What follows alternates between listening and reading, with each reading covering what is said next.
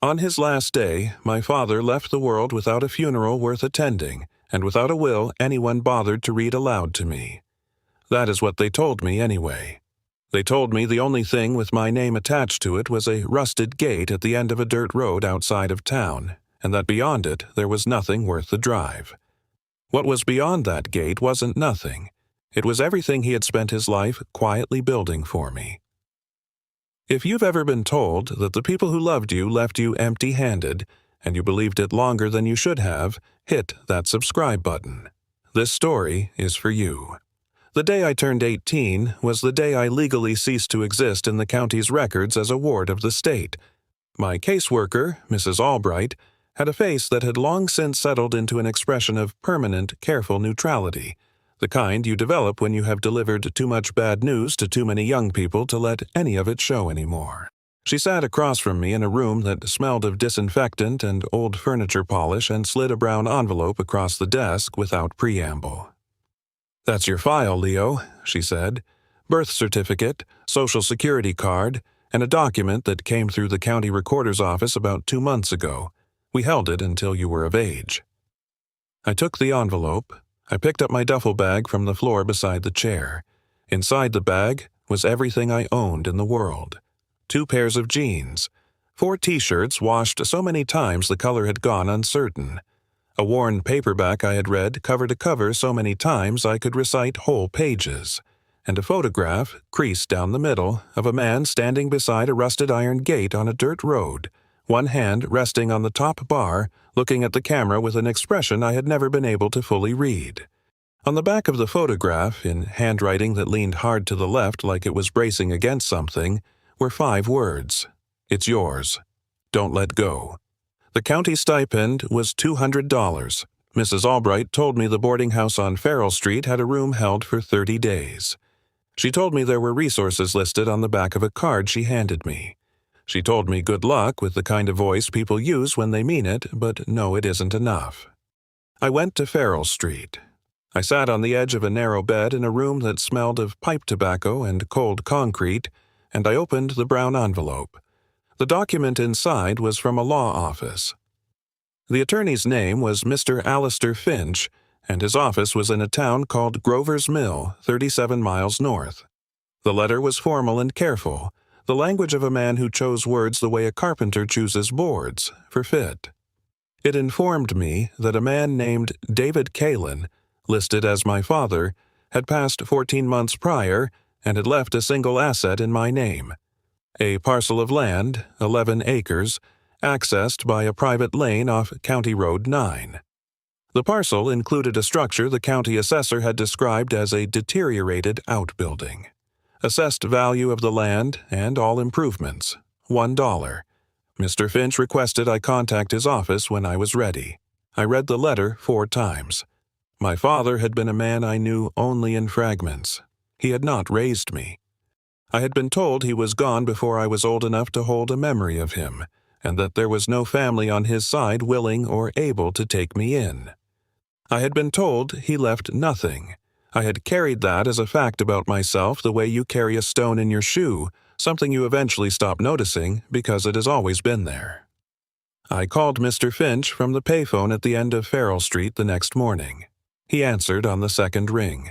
His voice was measured and unhurried, the voice of a man who had never seen the point of rushing toward things that would arrive in their own time. He confirmed the letter. He told me my father had purchased the land 19 years ago, shortly after I was born, and had held it quietly ever since, paying the taxes on it every year without fail, maintaining the deed in good order. He told me my father had come to his office 4 years prior and arranged the transfer documents, the letter, and a sealed package to be held until I reached 18. He told me something else, too, and he said it with a pause before it that made me hold the receiver a little tighter. "Your father was very specific, Leo. He told me to tell you that the land looks abandoned from the outside. He told me to tell you that appearances on that property were by design." I asked him what that meant. He said you'd understand once you got there. I took a bus to Grover's Mill the next morning with a little over $160 left to my name. The town was small and quiet. the kind of place where the hardware store and the post office shared a parking lot. Mr. Finch's office was up a narrow staircase above a general store run by a man named Jedediah, who nodded at me when I came in like he had been expecting someone to show up eventually. Mr. Finch himself was a compact man of about 60, with reading glasses on a cord around his neck and the hands of someone who had spent years behind a desk but had not always. He stood when I came in and shook my hand properly. He spread the deed papers across a wide table and walked me through them slowly. 11 acres. The lane off County Road 9. 1 outbuilding, $1 assessed. He then slid a sealed package across the table, rectangular, wrapped in brown paper, with my name on the front in that same leftward-leaning handwriting. "Your father left instructions that this be given to you in person," Mr. Finch said. "Not mailed. In person." I held the package but didn't open it then. I signed the papers first. When I was done and the deed was mine, Mr. Finch told me he would drive me out to the property himself. He said my father had asked him to do that, too. We drove north on County Road 9 in Mr. Finch's old truck, which smelled of leather and old paper, and he talked about my father in a careful, affectionate way, the way people talk about someone they respected but did not fully understand. He said David Kalin had been a man of unusual patience. He said he had come to the office every year for 4 years before the transfer was arranged, just to check that everything was still in order.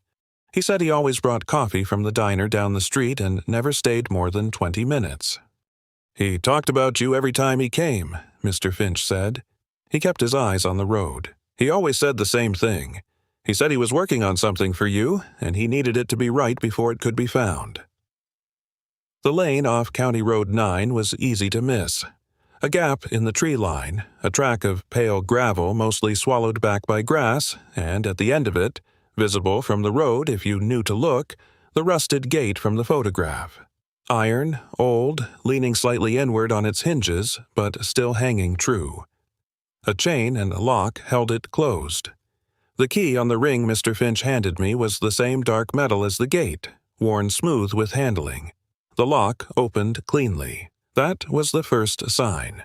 A lock that old, on a gate that appeared that neglected, does not open cleanly unless someone has been maintaining it. Beyond the gate, the lane continued another 200 yards through stands of pine and low brush. The smell was pine needles and damp earth and something underneath it, mineral and cool. The land opened at the end of the tree line into a rough clearing, and in the clearing was the outbuilding. From the outside, it looked exactly like what the county assessor had called it. Deteriorated. The exterior boards were weathered to gray, and the roof had visible gaps from a distance, and the whole structure sat with the slight lean of something that has been fighting the wind for decades and is tired. But when I pushed the door open, what I found inside stopped me where I stood. The interior was dry, entirely dry. The smell was sawdust and linseed oil and brass. The gaps in the roof boards had been covered from the inside with fitted pieces of oilcloth so precise in their cutting that no water could enter, while the exterior maintained every appearance of neglect. The floor was swept concrete, not packed dirt. Along both walls ran deep wooden workbenches, planed smooth, set at a working height, with tools hung above them on fitted pegboards, every tool outlined in faint pencil so you could see at a glance if something was missing. A wood stove sat in the corner, its pipe rising through a sealed flange in the roof, with a small cord of split hardwood stacked beside it, dry as bone. In the center of the room, on the main workbench, laid out with deliberate care, were 3 things. A lantern, full of kerosene with a box of matches beside it, a leather-bound journal, thick with pages, and the sealed brown package from Mr. Finch's office. I lit the lantern. I sat on the stool at the bench, and I opened the package first. Inside was a letter, and beneath the letter a set of documents in a stiff cardboard sleeve. "Leo," the letter began, "I have thought about how to start this letter for years. There is no good way to begin a letter that is an apology and an explanation and a gift all at the same time, so I am going to simply begin. I was not able to be your father in the ways that mattered when you were young. That failure belongs entirely to me. I am not going to ask you to make peace with it in these pages, because that is not something I have the right to ask. What I can do is show you what I did with the years I had and hope that it carries something of what I meant. The documents in the sleeve are the ones that will matter most immediately. Have Mr. Finch explain them if the legal language is unclear. The short version is this. 11 years ago, I had this land surveyed by a private firm I hired out of my own pocket over 3 years of saving. What they found is documented in those pages. This land sits above a mineral deposit, a vein of high-grade quartzite aggregate, the kind used in construction, that runs beneath approximately 8 of the 11 acres. I have had it assessed by 2 independent geologists. Their reports are also in the sleeve. The deposit's conservative estimated value is significant. I did not develop it myself because I did not want it developed without your consent. It is yours to do with as you choose. There are ethical ways to manage it that benefit this county and the people in it, and Mr. Finch knows the names of the people to talk to. The outbuilding I built and maintained for 15 years. Every tool in it I chose for you. I do not know what you will make of your life, but I wanted you to have the means to make something with your hands if you ever needed to. I wanted you to have a place that was yours and that was sound, even if it didn't look it from the outside. The journal on the bench is mine. I wrote in it every year from the year you were born. You don't have to read it, but it is there if you want to know who I was when no one was watching. The gate looks rusted because I let it look that way. I did not want anyone walking down that lane who wasn't supposed to be there, but the lock has always worked, and the key has always been waiting for you. I love you, Leo. I am sorry I was not better at showing you sooner. David Kalin. I set the letter down on the bench very carefully, as if it were something that could break. The lantern light moved over the tools on the walls, over the outlines drawn in pencil, over a place my father had spent 15 years preparing. I sat in that room for a long time without moving. Outside, through the oilcloth-patched roof gaps, I could hear the wind in the pines, and it was the only sound in the world for a while. And it was enough, Mr. Finch reviewed the geological documents that same evening, back in his office above Jedediah's store. He read through both assessments carefully, the way he did everything, without hurry. When he finished, he set them on the table and looked at me over his glasses. "Your father did his homework," he said. "This is thorough, and it's legitimate. The deposit is real." He told me there was a county infrastructure board that had been seeking a local source of aggregate for road construction projects for several years. He told me there was a way to negotiate a managed extraction agreement that would protect the land, provide fair compensation, and supply material for public works that had been stalled for lack of local resources. He told me my father's documents had anticipated most of the questions such a negotiation would raise. He was preparing for a conversation he knew he wouldn't be alive to have, Mr. Finch said quietly. Jedediah, downstairs, let me sleep on a cot in the back of the store in exchange for help with early morning deliveries for the first 3 weeks. I spent my days out at the property, learning it the way you learn something you intend to keep. I cleared the lane properly. I repaired the exterior of the outbuilding with boards I milled from timber I found stacked and seasoned in a lean-to behind the main structure, boards my father had cut and left drying. I learned the tools one by one, slowly, the way I think he must have wanted me to learn them. It was a Wednesday, about 5 weeks after I had first unlocked the gate, when the car came down the lane. A large vehicle, dark, moving with the unhurried confidence of something that assumes it belongs anywhere it goes. 2 men got out. One was younger, with a clipboard. The other wore a suit that had clearly cost more than my father's total estate had been assessed at, and he had the manner of a man who considered conversation a transaction. He represented a company called Titan Holdings. He told me the company had been monitoring land values in the county and had identified my parcel as a potential acquisition. He told me he was authorized to offer me $8,000 for a clean transfer of the deed. He said it with a small, practiced smile that went no further than the necessary muscles. I looked at him for a moment. Then I asked him how Titan Holdings had come to identify this particular parcel. The small smile held, but something behind it adjusted. He said they had a research team that tracked county deed transfers. I told him I would think about it. He left a card. He came back 4 days later with an offer of $30,000, and with it a practiced explanation of how the land's remote location and limited road access made development complicated, and therefore the offer was generous given the circumstances. I thanked him and told him I needed more time. I called Mr. Finch that evening and told him about both visits.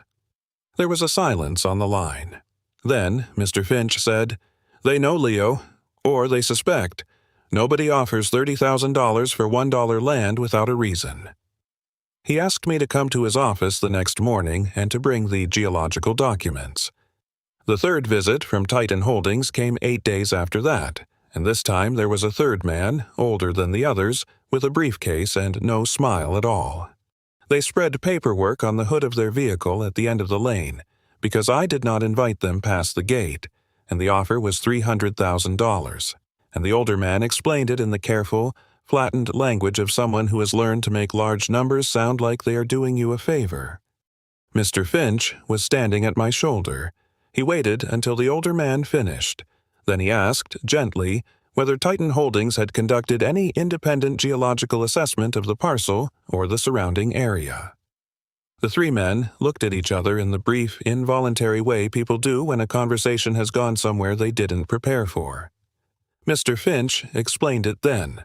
The deposit, the assessments, the fact that the County Infrastructure Board had received a formal proposal 3 days prior for a managed public works extraction agreement that would supply aggregate for county road projects at a negotiated rate, with a portion of proceeds designated for a land stewardship fund to ensure the property remained ecologically sound. He explained that the agreement was already in preliminary review. He explained that Ara Vance, he caught himself, that Leo Kalin was not selling. He explained that the gate at the end of the lane would remain exactly where it was, and that the lock on it would continue to work just fine. The three men from Titan Holdings gathered their paperwork. The older one with the briefcase looked at me for a moment before he turned to go, and whatever he saw must not have been what he expected, because something in his expression shifted before he looked away. They got back in their vehicle and drove back up the lane, and I watched them go from beside the gate my father had let rust on purpose, and when they were gone I put my hand on the top bar of it the way he had in the photograph. The agreement with the County Infrastructure Board was finalized the following spring. It is a careful arrangement, one my father's documents had nearly drafted on their own. The land remains mine. The extraction is managed and bounded. The road projects its supplies run through communities that have been waiting years for them. The Land Stewardship Fund is small, but it is real, and it is growing. I read my father's journal over the course of the winter before the agreement was signed. He wrote in it every year, sometimes only a page, sometimes more. He wrote about the land and the tools and the work of the building. He wrote about me in the way you write about someone you know only from a distance but think about constantly. He wrote, in the last entry, that he hoped the gate looked worse every year and that I would know what to do with the key when I found it. I keep the photograph on the wall of the outbuilding now, beside the pegboard with the tools. The creased one, with his hand on the gate bar and the 5 words on the back. I look at it most mornings when I come into work, and I think about what it costs a person to build something for someone else across years and distance and silence, with no guarantee it will ever be found.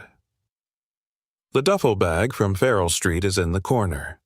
The worn paperback is on the shelf above the workbench. The boarding house room with the cold concrete smell is 2 counties away, and feels like something that happened to someone younger than I am now. I have thought, since that first morning, I sat in the lantern light with his letter in my hands, about what it means to be told that someone left you nothing. I believed it for 18 years. I want to tell you that the story you have been handed about yourself is not always the true story. Sometimes the people who loved you were building something in a place you hadn't found yet. Sometimes what looks like a rusted gate is just a door that was waiting for you to arrive with the right key. If that landed somewhere in you today, I want to hear about it. Leave a comment below and tell me what it brought up. I read every single one. Thank you for listening.